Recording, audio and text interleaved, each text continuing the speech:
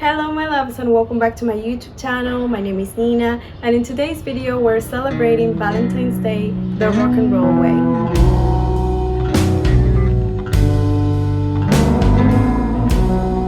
We're taught that love stories should end with a happily ever after, but in rock and roll and in real life they rarely do. So today I want to share a few love stories from the 60s and 70s that didn't last forever but that changed the people involved in ways that still echo today. This is rock and roll Valentines for anyone who's ever loved deeply, even if it didn't last.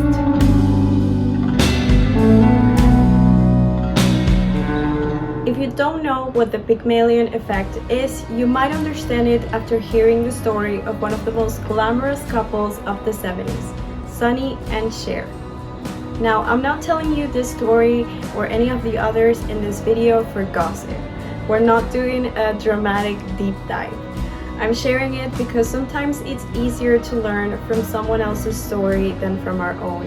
And in this one especially, there's something subtle but important. Sometimes admiration can look a lot like equality, and they are not the same thing. When Sonny met Cher, she was 16. He was 27. She wasn't famous yet. She was just this strikingly beautiful girl with a very low voice and a very strong presence trying to make it in LA. And he saw something in her before the world did. He dressed her, he styled her, he introduced her to the music world. He helped shape the image that would later become iconic. In many ways, he built the first version of Cher. Babe, I got you, babe. Now, that kind of dynamic can feel romantic. It can feel like mentorship, like he believed in her before anyone else did. And while that is true, when someone helps construct your identity, your career, your image, they often become part of the structure as well. Not just emotionally, but also as part of your business. By the time the Sonny and Cher comedy hour took off, they looked like equals. On stage, they teased each other constantly. Sonny often set up the jokes and Cher delivered those devastatingly perfect comebacks. If you've never seen the Sonny and Cher show, I highly recommend it. There are some full episodes here on YouTube and they are really funny. Perfect. But when you see both of them together, she doesn't look controlled. She looks powerful. She was naturally magnetic and quick with jokes, which made it seem like she always knew what she was doing. But behind the scenes, most of the business was in his name. The companies, the contracts, the financial structures, and at first that didn't seem unusual. They were married, they were a team. When you're building something together, you don't necessarily stop and ask whose name is where. On television, she looked powerful.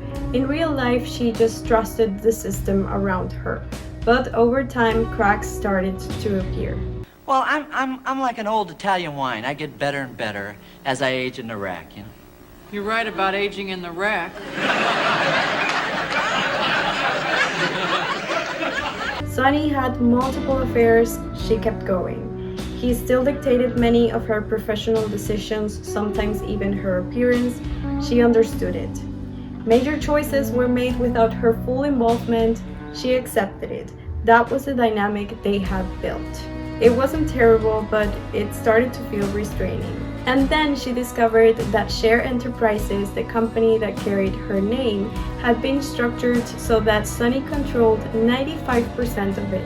95%. Now, I couldn't find a source for this, but I understand that the other 5% wasn't even Cher's. It was his lawyer's percentage. So she was left with nothing. The career that had her face, her voice, her name wasn't actually hers on paper. And then the imbalance became undeniable. There's a difference between tension and problems in a relationship. We all have those things. And then there's realizing that you don't have ownership over your own work. And I could never get him to give me an answer that was real for me enough. Yeah. I said, at what point, like what time of the day or the night, or what were you doing when you thought, I'm going to take Cher's money. Their divorce in 1974 wasn't just about love fading. It was about independence, about liberating herself from a system that kept her without control. And here's a twist, especially on a day like Valentine's Day. It's not that they didn't love each other. It's that their love was intertwined with business and power. And when love becomes part of the contract, sometimes the only way to save yourself is to break it. In 1976, they reunited on television. There's a clip where they are standing next to each other again, a little after the storm passed. And when you see them laughing and making jokes, you understand how much they respect each other and how grateful they are for the years they spent together. Because leaving someone doesn't erase what they gave you. Now, it's important to note that the person who helps you become yourself might not be the person you end up with. Well, Cher, when you do something, you really do it. Well, folks, well, I don't know if any of you heard about it, but see, Cher and I aren't married anymore. Oh, you mean you haven't heard? No, it's true. Yeah, no, but now for the good news. We're back. If you ever find yourself in a dynamic where someone built you, whether that's in love, in work, in art, or in friendship, just pay attention. Sometimes the danger is feeling trapped in gratitude. And I think learning that even through someone else's story is a reminder to look around every now and then and make sure that everything is healthy and filled with love. This story has no happily ever after, but it has independence and evolution.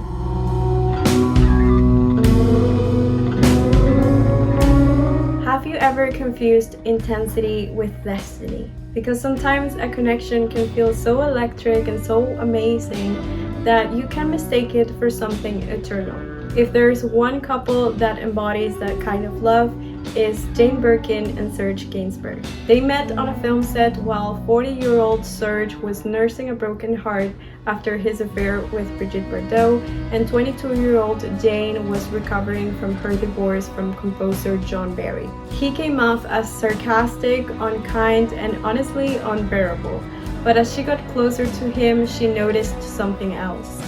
He wasn't mean, he was actually pretty unsure of himself. It was shyness disguised as performance. And she was drawn to that mysterious magnetism he had built around his fake mean persona. And I dragged him to the dance floor for a slow, and he walked on my feet. And I realized actually he was tremendously shy. And suddenly scales fell from my eyes. I realized that all this sarcasm and all this brashness and the mauve shirt and all that was actually to hide someone who was devastatingly unsure of himself, and that made him terribly intriguing. A few months later, she moved into his house on Rue de Verneuil, a legendary house famous for its black walls, sculptures, and eccentric art everywhere. They connected in everything. Jane didn't just become his partner, she became his voice and his muse. Their chemistry is undeniable. You can feel it in Je t'aime, moi non plus. The song wasn't just provocative, it was a scandal. Banned in several countries, condemned publicly, some people were outraged.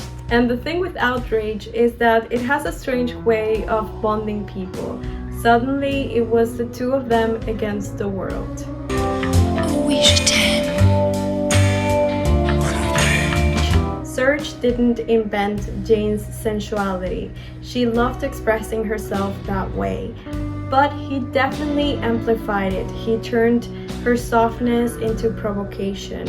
And the world reacted exactly as he knew it would. For Jane, that sensuality and that attention wasn't shameful. It was actually liberating. After years of insecurity, feeling awkward, boyish, not quite beautiful, Serge looked at her and said, "This is art." And that's actually a true story of how he referred to her beauty. And that kind of validation is powerful, and that kind of love is intoxicating. To be seen like that, written about like that, immortalized like that, You know, the whole thing. I often see a lot of people, especially young girls, romanticizing this relationship, and I get it. It really sounds beautiful and extremely sexy, but being someone's muse is not the same as being someone's equal. It only takes one shift to make it all unbalanced and different again. There are stories about their relationship that feel almost surreal. Like, for example, one time when during a fight, Jane threw a custard pie in his face and he stormed off, furious, of course. She ran after him, and when she saw there would be no way to offset his anger, she threw herself into the Seine. It sounds cinematic, like a passionate story, but that's the point.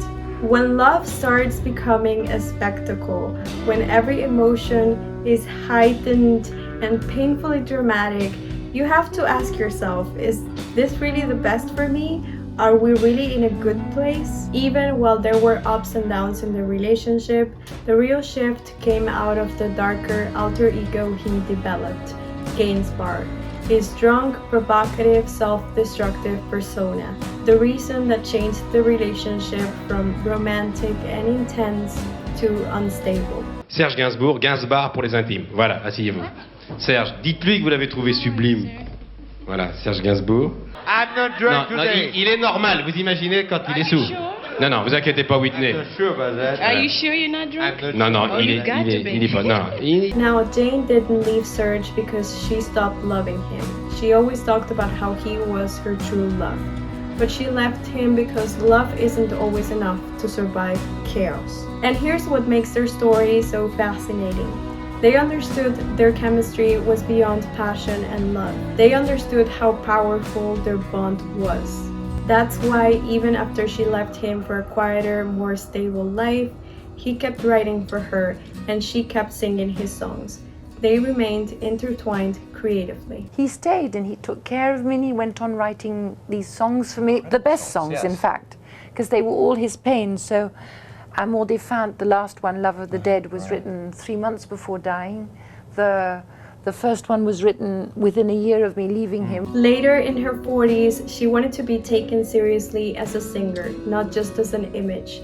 So she cut all of her hair off, dressed in boys' clothes, and stripped away the lioness sensuality people associated with her. Serge didn't like it. He advised her not to, but she did it anyway because at that point, she didn't want people to see her. She needed them to listen. Some people understand this change as regret, but I don't think that's the case. I think it's about running away from a myth that was formed around you, and it proved that she was always capable of redefining herself. There's no happily ever after, but there was art and devotion, and there was a bond that didn't disappear just because the romance couldn't continue. And maybe that's the lesson. Not every great love story is meant to end in stability. Some are meant to change you, to inspire you, or to be written into songs instead of lived forever.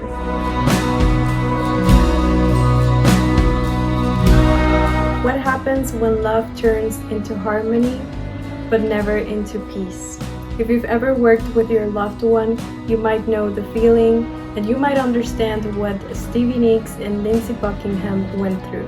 They met in high school, two ambitious teenagers in California who didn't want ordinary lives. They were making music long before fame. Then Fleetwood Mac asked Lindsey to join in 1975 and he refused to go without her. They came as a package deal. And about a year after that, we moved to Los Angeles and eventually came out with the one album that you mentioned, the Buckingham Nicks album, which didn't really sell. And then we spent about a year and a half, 2 years after that album was released, just kind of trying to get something else happening in Los Angeles. And then Mick eventually heard a track off of that album and saw the potential,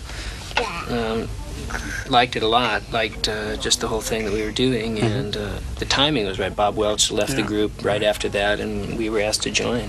When they joined Fleetwood Mac, everything accelerated. They were no longer just a couple chasing a dream. They were in one of the biggest rock bands in the world, and their talent began to accelerate as well. Stevie's songs started standing on their own. For example, Rhiannon became a defining moment. She wasn't just Lindsey's partner anymore. She was a star in her own right, and that changes things. Recognition doesn't just bring opportunity, it brings comparison. They were no longer just in love, they were now competing against each other. In the studio, Lindsey was meticulous, sometimes obsessive, chasing perfection in every detail. Stevie, in her own words, just wanted to play. She was intuitive and increasingly confident in her own voice. At first, those differences made them stronger. But under pressure, differences don't feel romantic anymore. They feel personal. The more successful they became, the more those differences turned into tension.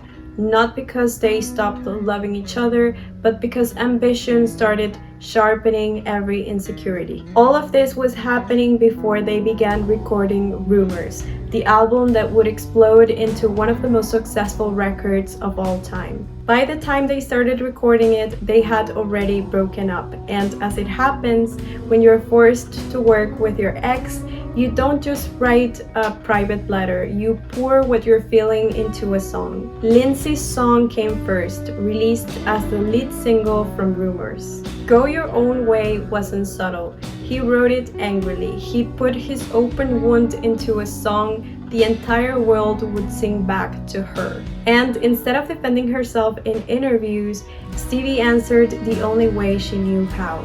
She wrote Dreams, and through her lyrics, she let him know that players only love you when they're playing. And boy oh boy, do we love her for that comeback, which, by the way, when released, became the band's only #1 hit in the United States. In another story, after Rumors, it would have been the end. One of them leaves, the band falls apart, the exes disappear, but they didn't. Stevie and Lindsey broke up, but they still had to walk onto stage together every night. That's what makes their story different, especially from the other two we shared today. This is not a story about power imbalance or about one shaping the other. They were pretty much equals. Two writers, two performers, but also two people who knew exactly how to wound each other. And maybe that's the lesson. Sometimes love and heartbreak end in collaboration. Even decades later, when they performed Silver Springs in 1997, the tension was still there. When I was writing the script, I saw all the videos I've been talking about, and when I saw this one, I started crying and clapping because it was so good. It is raw and it's just indescribable, so I'll link it in the description as well as everything that I've talked about or shared here. But it's really good because every time they performed, she would seek his gaze. I'm guessing to put that energy and emotion into the performance, but it's just something amazing to watch. They never really escaped each other, but they also never stopped creating. And maybe that's what happens when love turns into harmony. There's no happily ever after in this story, but there's music, and sometimes that's the only form of forever you get.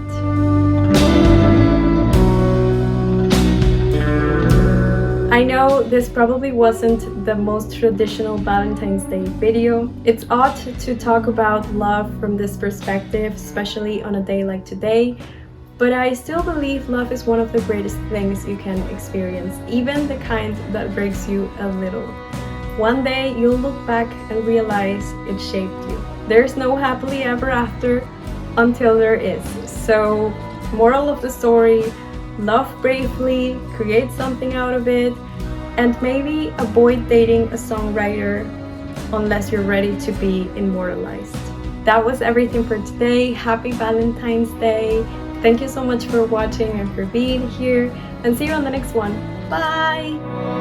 But they sure got some cuties incorrect.